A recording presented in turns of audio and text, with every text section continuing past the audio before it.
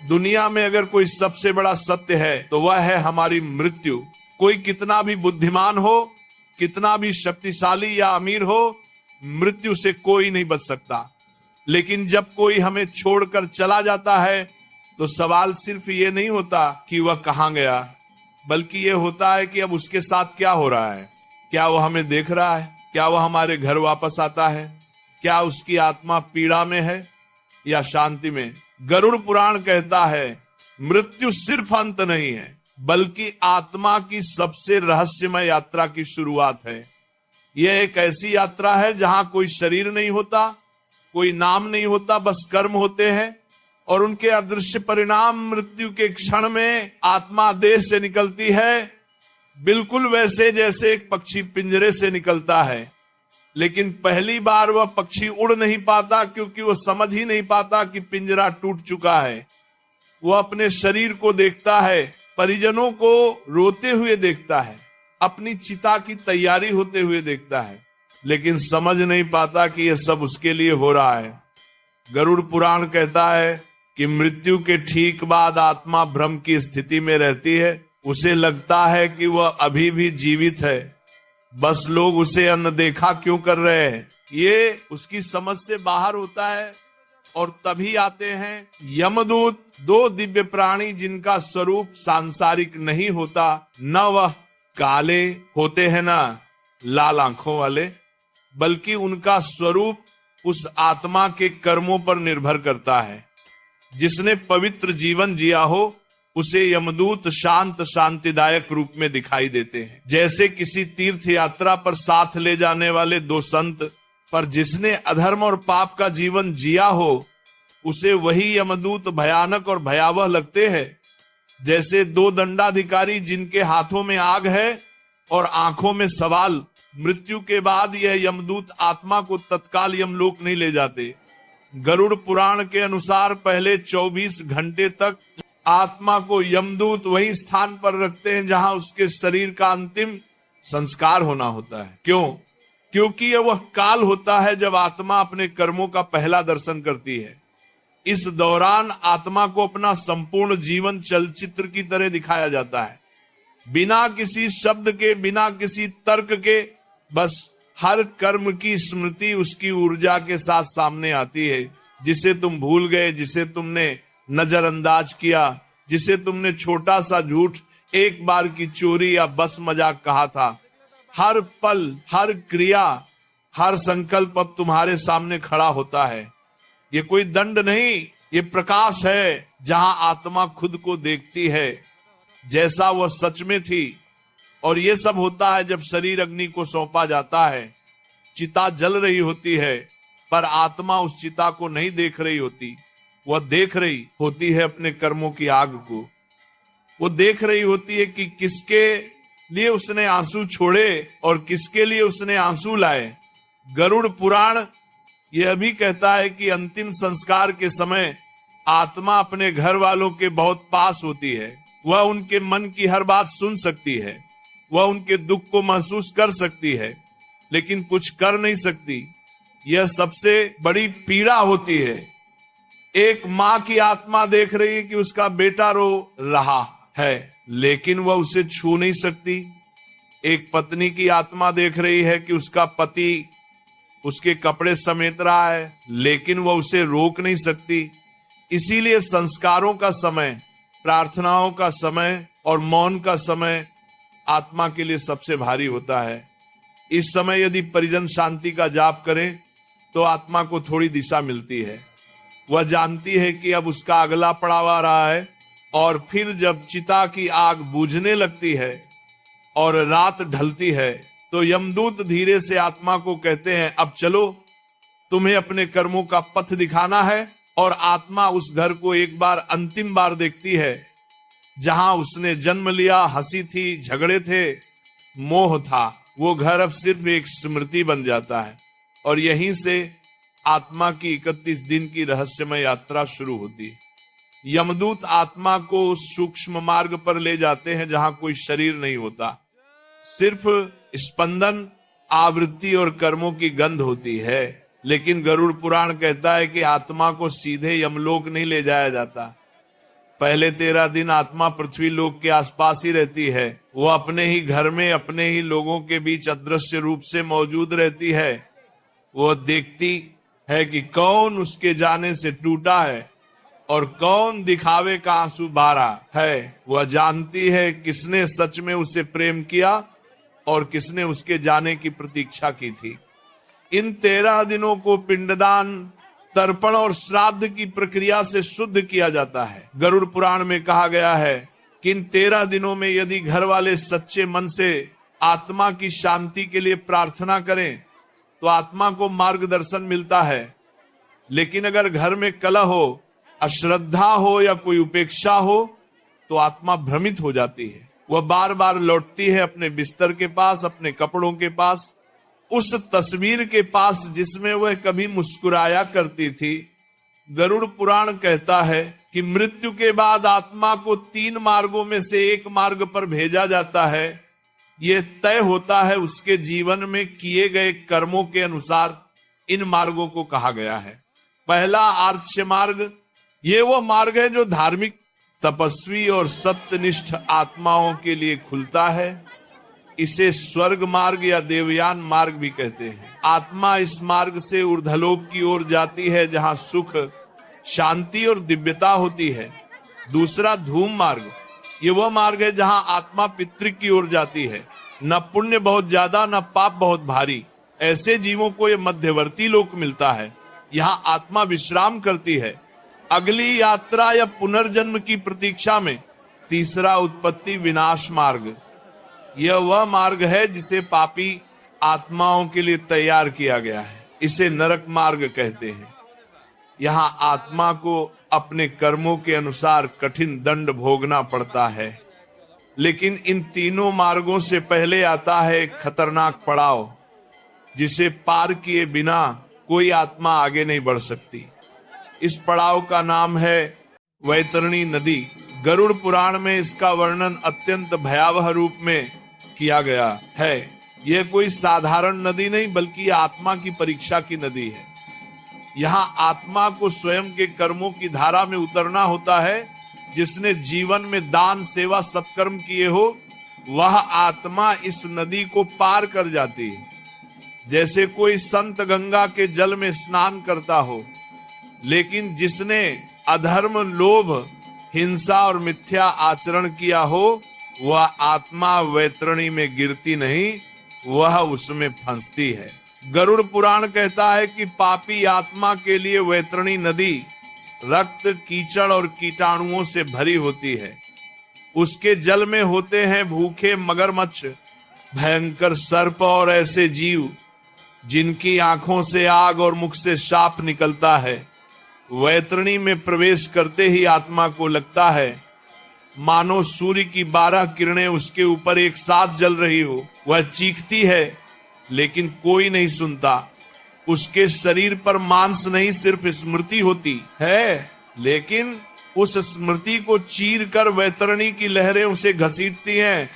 जो आत्मा इस वैतरणी को पार नहीं कर पाती वो यमलोक तक नहीं पहुंचती बल्कि अधर में अटकी रहती है। इसीलिए गरुड़ पुराण बार बार कहता है कि जीवन में गाय, ब्राह्मण, पवित्र जल और वास्तविक सेवा का महत्व समझो, क्योंकि यही चीजें वैतरणी के समय तुम्हारी नाव बनती हैं।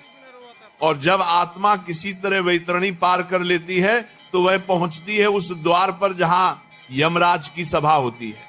लेकिन यह कोई साधारण द्वार नहीं, ये एक ऊर्जा चक्र है जहां आत्मा की गति अचानक रुक जाती है।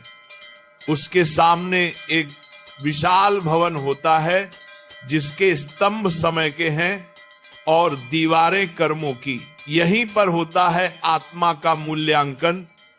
गरुड़ पुराण बताता है कि यमराज केवल न्यायाधीश नहीं है, वे धर्म स्वरूप, विचारशील और करुणामयी हैं।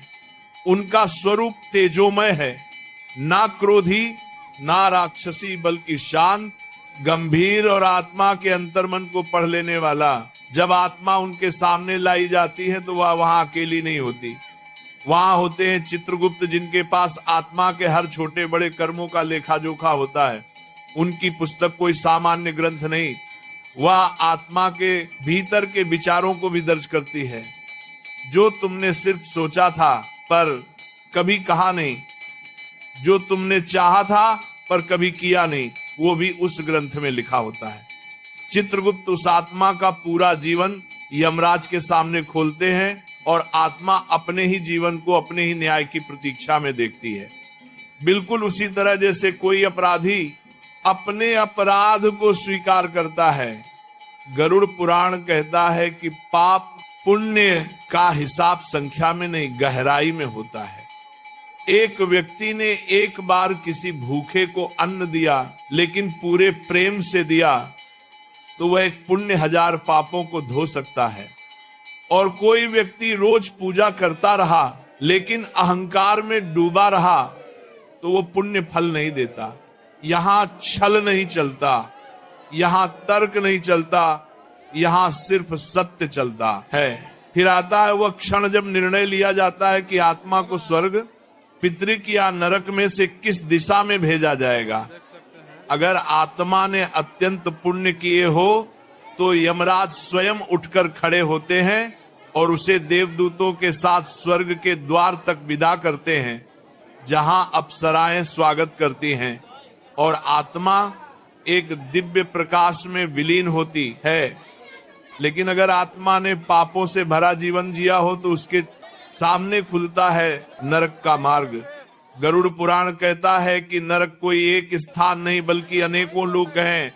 हर एक विशेष पाप के लिए एक विशेष दंड है। अब आप सुनिए उन नरकों के नाम और किस पाप की आत्मा को वहां भेजा जाता है। पहला तामिश्र, वे लोग जो दूसरों की संपत्ति हड़पते हैं, भाई का हिस्सा छीनते हैं या किसी स्त्री का शोषण करते हैं, उन्हें यहां भेजा जाता है। यहां आत्मा को लोहे की रस्सियों से बांधकर घना अंधकार दिखाया जाता है, जहां समय, ध्वनि और चेतना सब छीन ली जाती है। दूसरा अंधता मिश्र, यह नरक उन्हें दिया जाता है जो झूठे वचनों से दूसरों को धोखा देते हैं। विशेषकर गुरु शिष्य या जीवन साथी के रिश्तों में यहां आत्मा को लगातार भ्रम में डाला जाता है। वह बार बार गिरती है, टकराती है और चेतना खोती है। तीसरा रौरव नरक, यहां वे आते हैं जिन्होंने दूसरों को हिंसा, सताना या जानबूझकर पीड़ा देना चुना हो। गरुड़ पुराण कहता है यह नरक उबलते तेल, दहकती अग्नि और कांच जैसे पत्थरों से भरा है, जहां आत्मा की हर संवेदना जीवित रखी जाती है। चौथा कुंभिपाक नरक, शिकारी, कसाई और वे लोग जो जानवरों की हत्या केवल स्वाद या शौक के लिए करते हैं, उन्हें यहां भेजा जाता है। इस नरक में आत्मा को उबलते तेल में डुबोया जाता है, बार बार जब तक चेतना पूरी तरह बिखर ना जाए। पांचवा कालसूत्र नरक, यहां वह लोग आते हैं जिन्होंने जीवन में अपने बड़ों का अपमान किया, गुरु की अवज्ञा की या माता पिता को कष्ट पहुंचाया। ये नरक अग्नि की लपटों से भरा होता, जहां आत्मा को बिना विराम जलते हुए लोहे पर चलाया जाता है। छठा असीपत्रवर्ण नरक, जिन्होंने धर्म के नाम पर अधर्म किया, लोगों को गुमराह किया या आध्यात्मिक सत्ता का दुरुपयोग किया, उनके लिए यह सबसे कठोर नरक है। ये कांटों से भरा वन है जहां आत्मा को दौड़ाया जाता है और हर पत्ता तलवार की धार की तरह चीर देता है। और ऐसे ही 28 से भी अधिक नरक लोक गरुड़ पुराण में वर्णित हैं, हर एक आत्मा के किसी न किसी दोष को शुद्ध करने के लिए। लेकिन ये दंड स्थायी नहीं होते। गरुड़ पुराण स्पष्ट कहता है कि नरक एक शुद्धिकरण केंद्र की तरह होता है, जहां आत्मा अपने कर्मों का फल भोगती है और फिर अगले जन्म के लिए तैयार होती है। लेकिन प्रश्न यह है कि आत्मा अगला जन्म किस रूप में लेगी? क्या वह फिर से मानव शरीर प्राप्त करेगी या किसी और योनि, पशु, पक्षी, कीट या वृक्ष में? इसका उत्तर केवल एक ही बात पर निर्भर करता है, उस आत्मा की कंपन शक्ति अर्थात उसकी वाइब्रेशनल फ्रीक्वेंसी, जो उसके कर्मों और संस्कारों से बनी है। गरुड़ पुराण में कहा गया है कि सृष्टि में 84 लाख योनियां हैं। इनमें से केवल एक योनि मानव योनियां ही ऐसी है जिसमें आत्मा को कर्म सुधारने, मोक्ष पाने और ब्रह्म को जानने का अधिकार है।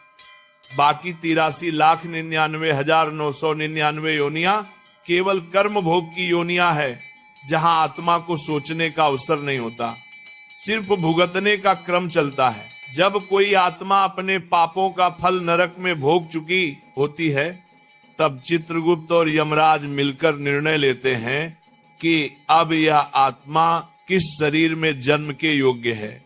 यदि आत्मा ने कुछ पुण्य शेष छोड़े हो या पिछले जन्मों में किया गया कोई एक सच्चा कर्म बचा हो, तो उसे मानव जन्म का अवसर फिर से दिया जा सकता है।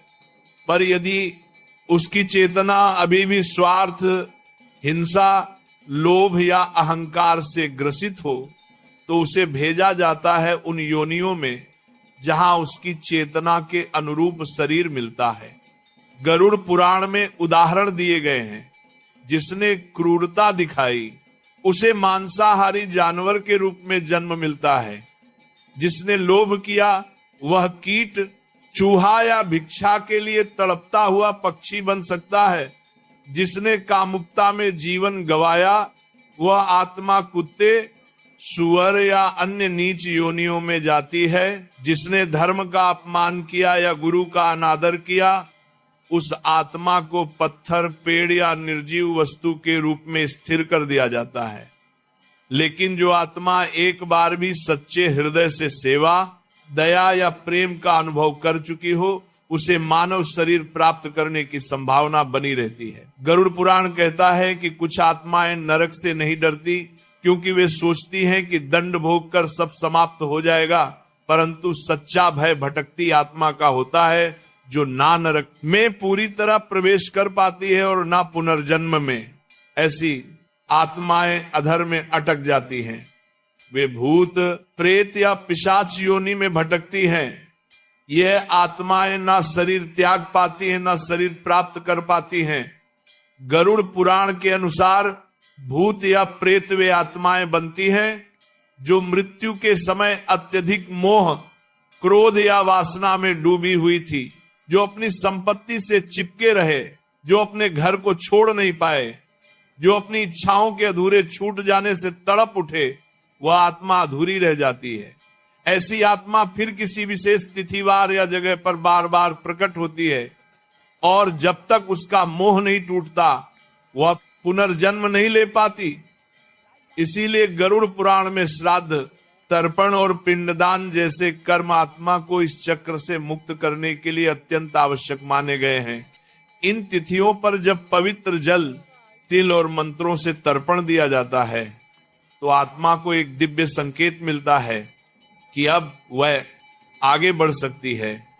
और फिर जब सब कुछ पूर्ण हो जाता है, जब आत्मा ने नरक भोग लिया, जब मोह टूट चुका, जब संस्कार संपन्न हो गए, तो आत्मा प्रवेश करती है पुनर्जन्म के गर्भ द्वार में। गरुड़ पुराण के अनुसार पुनर्जन्म का क्षण शुद्ध विज्ञान और अदृश्य ऊर्जा का मिलन है। जब आत्मा किसी गर्भ को चुनती है तो वह केवल माता पिता नहीं चुनती, बल्कि उन कर्मों की भूमि चुनती है जहां उसे अगला पाठ सीखना है। और जैसे ही वह आत्मा माता के गर्भ में प्रवेश करती है, वह अपना पूर्व जन्म भूल जाती है। क्यों? क्योंकि वह अब फिर से माया के आवरण में प्रवेश कर चुकी होती है। गरुड़ पुराण कहता है कि आत्मा जब गर्भ में आती है तो वह केवल शरीर नहीं लेती, वह अपने पुराने कर्म, अधूरी इच्छाएं और अर्जित संस्कार लेकर आती है। गर्भ में आने के पहले क्षण में ही वो जानती है यह जीवन उसे क्यों मिला है। वो जानती है कि किसे उसका पिता बनना है, कौन उसकी माता होगी और किस प्रकार के दुख या सुख उसका इंतजार कर रहे हैं। गरुड़ पुराण में बताया गया है कि गर्भ के अंदर आत्मा पूर्ण रूप से चेतन होती है। वह मां के हर भाव को महसूस करती है। मां का डर, उसका प्रेम, उसका भोजन, उसका ताप सब आत्मा के सूक्ष्म शरीर पर असर करता है। यहां तक कि मां के बोले गए शब्द गर्भस्थ आत्मा के मन पर अमिट छाप छोड़ते हैं। इसीलिए कहा गया है कि गर्भावस्था में माता को भागवत, रामायण, गीता या सत्संग सुनना चाहिए, क्योंकि तब आत्मा को दिव्य संस्कार मिलते हैं। गरुड़ पुराण के अनुसार गर्भस्थ आत्मा हर दिन एक श्लोक जपती है, जिसे जन्म वर्ण मंत्र कहते हैं। ना हाम देहो ना में देहो बुद्धिरात्मा, ना छात्मा ना कर्मणा जायते जंतु कर्मणा एव विलयते। इसका अर्थ है, मैं यह शरीर नहीं हूं ना यह बुद्धिमय आत्मा हूं। कर्मों के कारण मैं जन्म लेता हूं और उन्हीं कर्मों के कारण विलीन होता हूं। यह आत्मा का जागरण होता है। गर्भ के 9 महीनों में वह धीरे धीरे अपने पिछले जन्म की छाया से बाहर निकलती है, लेकिन अंतिम महीनों में जब उसका शरीर सघन होने लगता है तो वह भयभीत हो जाती है।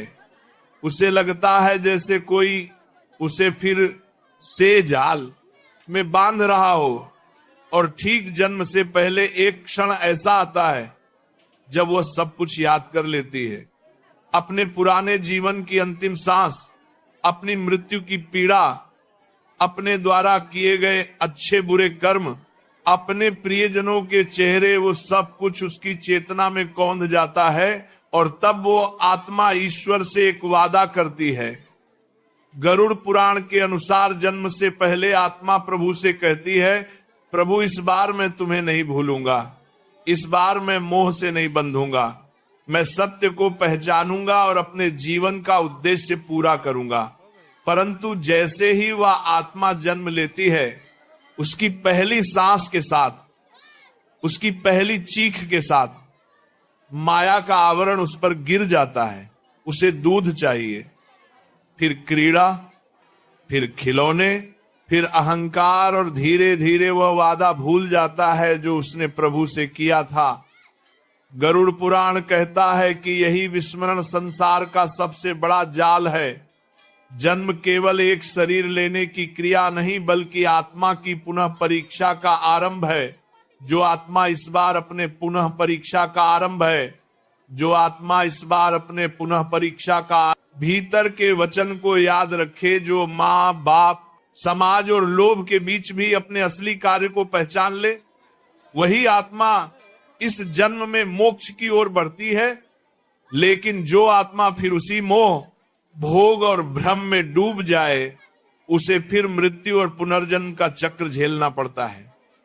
गरुड़ पुराण बार बार चेतावनी देता है कि यदि एक बार मानव जन्म मिलने के बाद भी आत्मा चेतना में ना जगे, तो अगली बार उसे पशु, पक्षी या कीट के रूप में फिर से प्रारंभ करना पड़ता है।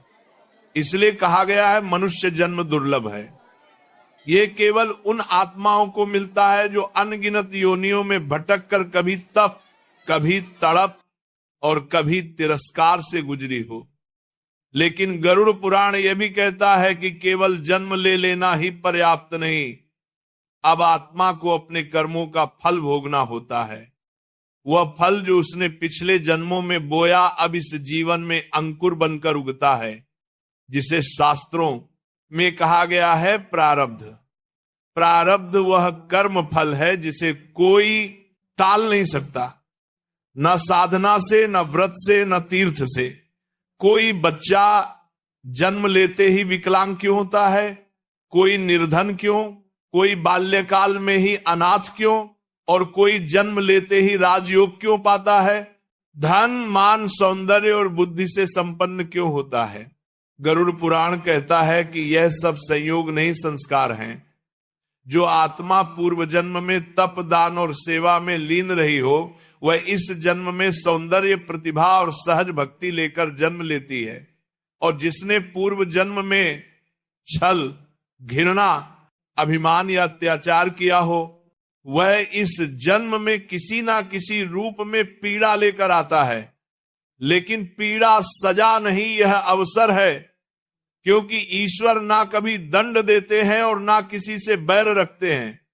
वे आत्मा को वही परिस्थिति दोबारा देते हैं जिसमें वह कुछ अधूरा छोड़ आई थी। गरुड़ पुराण में वर्णन है कि कई बार कोई आत्मा जिसने पिछले जन्म में दूसरों का भोजन छीना हो उसका अगला जन्म भूखे घर में होता है।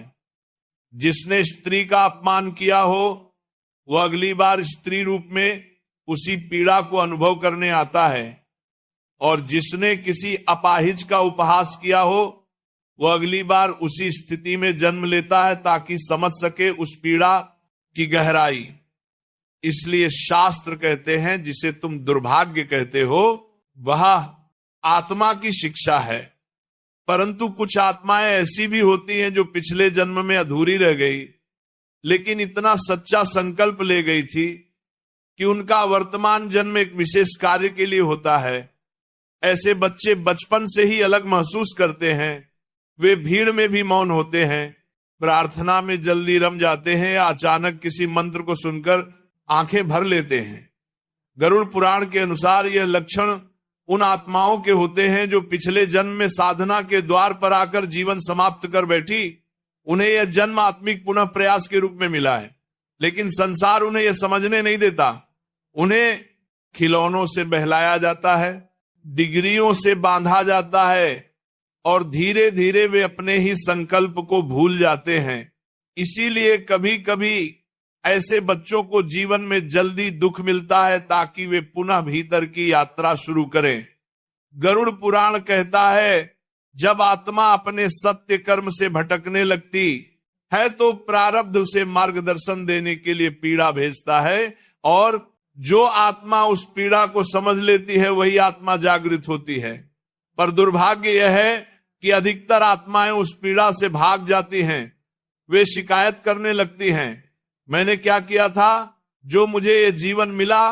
लेकिन अगर वे सिर्फ इतना जान जाए कि हर दुख हर सुख हर क्षण उसी आत्मा का चुनाव था तो शायद वे ईश्वर से लड़ना छोड़कर उन्हें समझने लगे।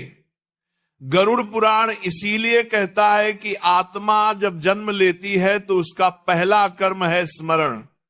यदि वह ईश्वर को स्मरण करती रहे तो प्रारब्ध उसकी परीक्षा नहीं लेता बल्कि पथ बन जाता है। पर जैसे जैसे आत्मा जीवन के जाल में फंसती है वह कर्मों की नई श्रृंखला रचती है जिसे कहते हैं क्रियामाण कर्म। ये वर्तमान जीवन में किए गए कर्म है जो भविष्य के फल बनते हैं, और इसी चक्र में आत्मा फिर उलझ जाती है। जब तक वह ये ना समझे कि वह केवल शरीर नहीं बल्कि उस चेतना की एक चिंगारी है जो ना जन्म लेती है ना मरती है, तब तक वह मुक्त नहीं हो सकती।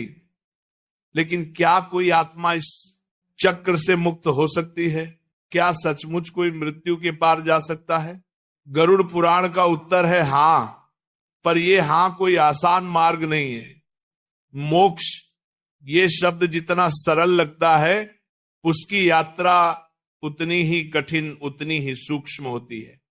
गरुड़ पुराण में कहा गया है कि मोक्ष का अर्थ केवल मृत्यु के चक्र से बाहर निकलना नहीं बल्कि आत्मा का परम सत्य में विलीन हो जाना है।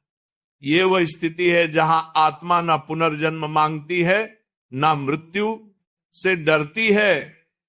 वह मैं और मेरा के बंधन से मुक्त हो जाती है। वह आत्मा जो अपने सभी कर्मों को पूर्ण कर चुकी हो, जो किसी से शिकायत नहीं रखती, जिसके हृदय में ना द्वेष हो ना लोभ, वही आत्मा मोक्ष के योग्य होती है।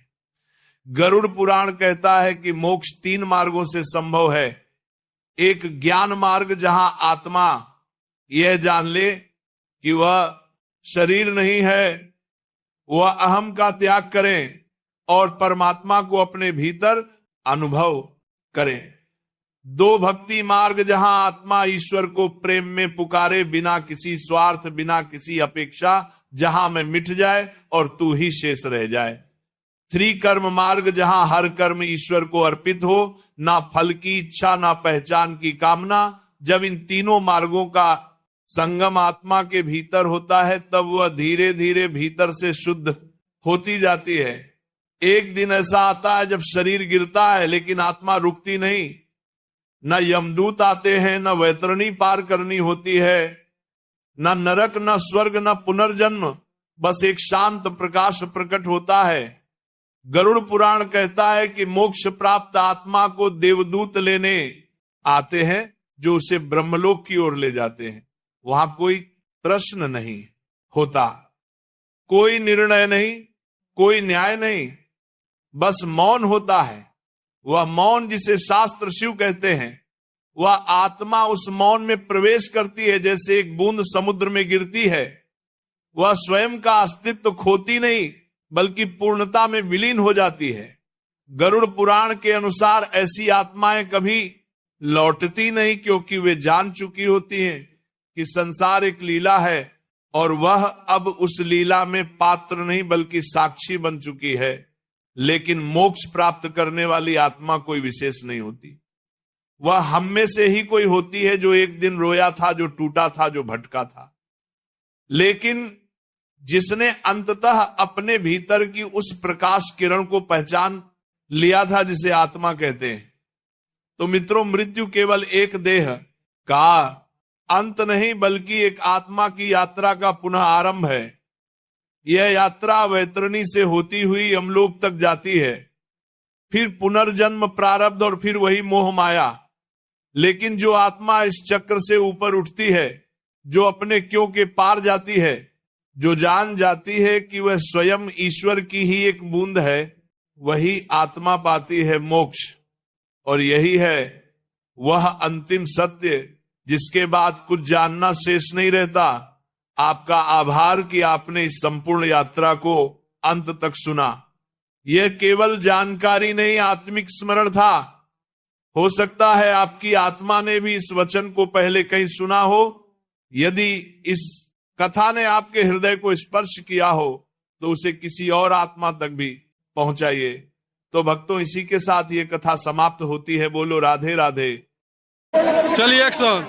नमस्कार, प्रणाम। बहुत खुशी के बाद बजाने भाई लक्षवार का आरती में आई बनी जा और सब आरती के आशीर्वाद ली जा, भाई के चैनल के खूब आगे बढ़ाई जा।